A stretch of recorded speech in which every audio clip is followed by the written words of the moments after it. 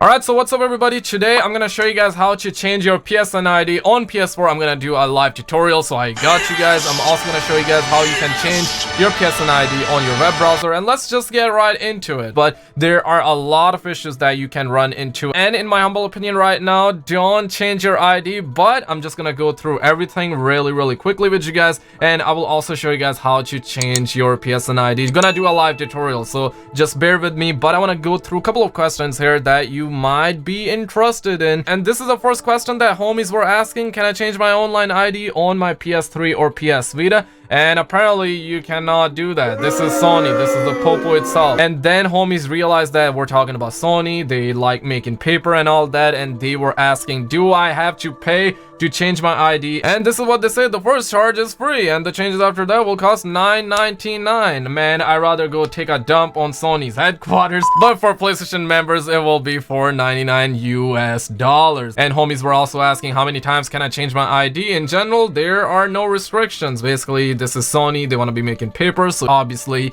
they will be letting you do that. Another question was, can I revert back to my old ID? And they say yes, you can, as long as it doesn't violate their terms of service, and you do not have to pay if you want to go back. So that is actually really good. And this one is definitely a great question, because someone asked, what happens to my old online ID? Can someone else take it? And they say no, your old online ID is only available to you. But now we're going to be really touching that territory. Now somebody asked, do all games support online ID change? And they say a large majority of the most played PS4 games that we tested support the feature. We recommend that you check this list of tested games before you make the actual change. PS3 and PS Vita games are not supported. And before I show you guys how you can change your ID, this one is definitely an important bit, because somebody asked, what kind of issues could I potentially run into? And it says the following: your previous online ID may remain visible to you and other players in some areas. You may lose progress within games, including game save data, leaderboard data, and progress towards trophies. Part of your game and application may not function properly, both